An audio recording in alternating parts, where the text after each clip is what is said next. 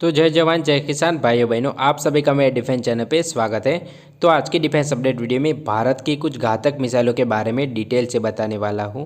इसके अलावा भारत की जो अपकमिंग फ्यूचर मिसाइलें हैं इसी के बारे में भी बताने वाला हूं। तो नए हो तो प्लीज़ मेरे डिफेंस चैनल को सब्सक्राइब करें, बेल आइकन दबाना ना भूलें और कमेंट सेक्शन में जय हिंद जय भारत ज़रूर लिखेगा। तो आज के डिफेंस अपडेट वीडियो शुरू करते हैं। तो आप सभी को पता है कि आज से कुछ सालों पहले भारत दुनिया के कई बड़े देशों के पास से हथियार खरीदता था और जो भारत की डिफेंस टेक्नोलॉजी थी वो उतनी ज़्यादा मैच्योर नहीं थी। पर भारत की डीआरडीओ और एचएएल और एडीए जैसी संस्थाओं की वजह से अभी फ़िलहाल जो भारत की डिफेंस टेक्नोलॉजी है वो बहुत ही ज़्यादा मैच्योर हो चुकी है और जो भारत के हथियार है वो वर्ल्ड क्लास लेवल के हैं। तो इन हथियारों के बारे में आज डिटेल से बताने वाला हूँ। तो भारत के डीआरडीओ के द्वारा अस्त्रा नाम की एयर टू एयर मिसाइल को डेवलप किया गया है। तो जो Astra air to air missile है वो बियॉन्ड विजुअल रेंज की एयर टू एयर मिसाइल है जिसकी रेंज 110 किलोमीटर के आसपास है। इसके अलावा जो अस्त्रा मिसाइल है उसका अपग्रेडेड वेरिएंट यानी कि अस्त्रा मार्क 2, अस्त्रा मार्क 3 और अस्त्रा आईआर जैसे घातक मिसाइलों पे भी डीआरडीओ काम कर रहा है। तो जो अस्त्रा मार्क 2 होगी उसकी रेंज 160 किलोमीटर और जो अस्त्रा मार्क 3 होगी उसकी रेंज 350 किलोमीटर के आसपास रहने वाली है। और जो अस्त्रा मार्क 3 होगी वो सॉलिड फ्यूल डक्टिव ट्रांजिट यानी कि एसएफडीआर के साथ आने वाली है। इसके अलावा जो अस्त्रा का शॉर्ट रेंज वेरिएंट यानी कि अस्त्रा आईआर भी डेवलप किया जाने वाला है। तो जो Astra air to air missile है वो किसी भी फाइटर जेट, ड्रोन और हेलीकॉप्टर को बड़ी ही आसानी से अपने निशाने पे ले सकती है। तो डीआरडीओ के द्वारा निर्मित के-4 मिसाइल भी बहुत ही ज़्यादा खतरनाक मिसाइल है क्योंकि ये सबमरीन लॉन्च बैलिस्टिक मिसाइल है। तो इसका सबसे बड़ा एडवांटेज ये रहेगा कि अगर मान लो कि भारत का कोई दुश्मन देश भारत पे परमाणु हमला कर देता है, पर इस मिसाइल की वजह से उसके मन में हमेशा खौफ रहेगा कि अगर वो परमाणु मिसाइल से भले ही भारत की ज़मीन को तबाह कर देगा, पर जो महासागरों में छुपी हुई परमाणु पनडुब्बी से भारत रिटर्न में उस पर भी परमाणु हमला कर सकता है। तो इस मिसाइल की वजह से जो दुश्मन देश है वो भारत पे परमाणु मिसाइल का हमला करने से डरने वाला है। तो जो के-4 सबमरीन लॉन्च बैलिस्टिक मिसाइल है वो भारत की परमाणु पनडुब्बी आईएनएस अरिहंत में डिप्लॉय है। इसके अलावा जो के-4 सबमरीन लॉन्च बैलिस्टिक मिसाइल है उसकी रेंज 2500 किलोमीटर के आसपास है। तो भारत का डीआरडीओ इससे भी एडवांस वेरिएंट यानी कि के-5 सबमरीन लॉन्च बैलिस्टिक मिसाइल पे भी काम कर रहा है जिसका टेस्ट ट्रायल 1-2 सालों में आपको देखने को मिल सकता है। तो डीआरडीओ के द्वारा निर्मित निर्भय सबसोनिक क्रूज मिसाइल भी बहुत ही ज़्यादा खतरनाक मिसाइल है। तो जो निर्भय मिसाइल है वो एक सबसोनिक क्रूज मिसाइल है जिसकी रेंज 1000 किलोमीटर के आसपास है। और जो ये निर्भय क्रूज मिसाइल है वो लद्दाख जैसे पहाड़ी इलाकों में बहुत ही ज़्यादा इफेक्टिव है क्योंकि जो निर्भय सबसोनिक क्रूज मिसाइल है उसमें फिन्स लगे होने की वजह से उसकी जो मैन्यूवरेबिलिटी है वो बहुत ही ज़्यादा है। इसके अलावा जो निर्भय सबसोनिक क्रूज मिसाइल है उसकी जो प्राइस है वो भी ब्रह्मोस सुपरसोनिक क्रूज मिसाइल से बहुत ही ज़्यादा कम है। इसके अलावा जो निर्भय सबसोनिक क्रूज मिसाइल है उसके जो टेस्ट ट्रायल है वो इंडिजिनियस माणिक इंजन के साथ अभी फ़िलहाल चल रहे हैं। तो इस लिस्ट में अगली मिसाइल है अग्नि 5 मिसाइल। तो अग्नि 5 मिसाइल के मात्र टेस्ट ट्रायल ने ही चीन की हवा निकाल दी थी। तो भारत के डीआरडीओ के द्वारा अभी कुछ टाइम पहले ही अग्नि 5 मिसाइल का सक्सेसफुली टेस्ट ट्रायल किया गया है।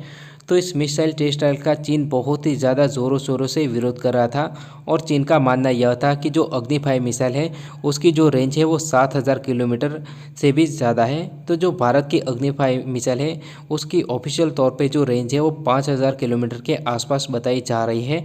और ये एक लैंड अटैक बैलिस्टिक मिसाइल है जो कि बहुत ही ज़्यादा हाई स्पीड से अपने टारगेट को हिट करती है। तो इस लिस्ट में अगली मिसाइल है ब्रह्मोस सुपरसोनिक क्रूज मिसाइल। तो जो ब्रह्मोस सुपरसोनिक क्रूज मिसाइल है वो दुनिया की सबसे तेज़ सुपरसोनिक क्रूज मिसाइल है और दुनिया की नंबर 1 सुपरसोनिक क्रूज मिसाइल है। तो जो ब्रह्मोस सुपरसोनिक क्रूज मिसाइल है उसकी अभी फ़िलहाल जो रेंज है वो 450 किलोमीटर के आसपास है। इसके अलावा जो ब्रह्मोस सुपरसोनिक क्रूज मिसाइल है उसको किसी भी प्लेटफॉर्म यानी कि हवा, पानी, ज़मीन से फायर किया जा सकता है और ब्रह्मोस अपने टारगेट को पिन पॉइंट एक्यूरेसी के साथ हिट करती है। तो ये सब मिसाइल तो भारत का डीआरडीओ डेवलप कर चुका है। तो अभी फिलहाल भारत का डीआरडीओ फ्यूचर में कौन कौन से मिसाइल को डेवलप करने वाला है तो इन मिसाइलों के बारे में बात कर लेते हैं। तो सबसे पहले घातक मिसाइल है सुपर कैविटेटिंग टॉर्पेडो। तो जो ये टॉर्पेडो होता है उसमें ऐसी टेक्नोलॉजी लगी होती है जिसकी वजह से टॉर्पीडो के आसपास बबल्स पैदा होते हैं, जिसकी वजह से पानी में टॉर्पीडो को कम से कम ड्रैग लगे। इसके अलावा इन टॉर्पीडो में रॉकेट मोटर का यूज़ किया जाता है, जिसकी वजह से इन टॉर्पीडो की जो रफ्तार होती है वो 500 किलोमीटर पर आवर से भी ज़्यादा होती है। तो इतनी हाई स्पीड की वजह से जो टॉर्पीडो का टारगेट है वो बच के भागने वाला तो है नहीं। इसके अलावा जो नेवी की शिप्स और सबमरीन होती है वो इतनी ज़्यादा मनूवरेबल भी नहीं होती है। तो डीआरडीओ के इस नेक्स्ट जनरेशन सुपर कैविटेटिंग टॉर्पीडो से बचना लगभग असंभव होगा। तो डीआरडीओ के द्वारा निर्मित किया जा रहा दूसरा फ्यूचर वेपन है K5 submarine launch ballistic missile. तो जो एक पुरानी K4 है उससे कई ज़्यादा एडवांस रहने वाली है, क्योंकि जो K5 submarine launch ballistic missile होगी वो अपने साथ 10 वॉरहेड तक को कैरी कर पाएगी, यानी कि ये MIRV यानी कि multiple independent re entry vehicle technology के साथ आने वाली है। तो जो ये मिसाइल होगी वो एक ही मिसाइल अलग अलग 10 टारगेट को हिट कर पाएगी और इस मिसाइल की रेंज 5000 किलोमीटर के आसपास रहने वाली है। तो अगले 1 से 2 सालों में इस मिसाइल का टेस्ट ट्रायल हो सकता है। तो डीआरडीओ के द्वारा ब्रह्मोस के एक अपग्रेडेड वेरिएंट यानी कि ब्रह्मोस 2 पे भी काम किया जा रहा है। तो जो ये ब्रह्मोस 2 है वो हाइपरसोनिक क्रूज मिसाइल रहने वाली है और जो ये ब्रह्मोस 2 है उसकी रेंज 1000 किलोमीटर के आसपास रहने वाली है। तो ब्रह्मोस 2 मिसाइल 2028 तक बन के तैयार होने वाली है। तो आपने दुनिया की सबसे तेज़ यानी कि एवनगार्ड मिसाइल के बारे में तो सुना ही होगा। तो जो रशिया के द्वारा निर्मित एवनगार्ड मिसाइल है वो दुनिया की सबसे तेज़ मिसाइल है, जिसकी रेंज 20 से लेकर 25 मैक है। और जो ये एवनगार्ड मिसाइल है वो अपने टारगेट की ओर आगे बढ़ती है, तब वो अपने पाथ को भी चेंज करते हुए आगे बढ़ती है, जिसकी वजह से एयर डिफेंस सिस्टम को बड़ी ही आसानी से चकमा दिया जा सकता है। तो एवनगार्ड मिसाइल तेज भी चल सकती है और मनोवर भी कर सकती है। तो इसके पीछे वजह है उसमें लगा हुआ हाइपरसोनिक ग्लाइड व्हीकल। तो इसकी वजह से ही एवनगार्ड मिसाइल इतनी ज़्यादा तेज़ भी है और मनोवर भी कर सकती है। तो भारत का डीआरडीओ भी HST-DV नाम के हाइपरसोनिक ग्लाइड व्हीकल पे काम कर रहा है। तो जो HST-DV है उसकी जो रफ्तार है वो मैक 6 से ज़्यादा है। इसके अलावा भारत के डीआरडीओ के द्वारा HST-DV का एक सक्सेसफुली टेस्ट ट्रायल भी किया गया है। तो आने वाले 2-3 सालों में आपको HST-DV के और कई टेस्ट ट्रायल देखने को मिल सकते हैं। तो इन मिसाइलों के अलावा भारत का डीआरडीओ अस्त्रा मिसाइल की भी सीरीज पे काम कर रहा है, जिनमें अस्त्रा मार्क 2, अस्त्रा मार्क 3 SFDR और अस्त्रा IR जैसी घातक मिसाइलें शामिल है। इसके अलावा हेलिना और ध्रुवास्त्र जैसी घातक मिसाइलें भी डीआरडीओ डेवलप कर चुका है। तो अगर आपको मेरा इन्फॉर्मेटिव वीडियो अच्छा लगे please subscribe my channel. Thank you for watching.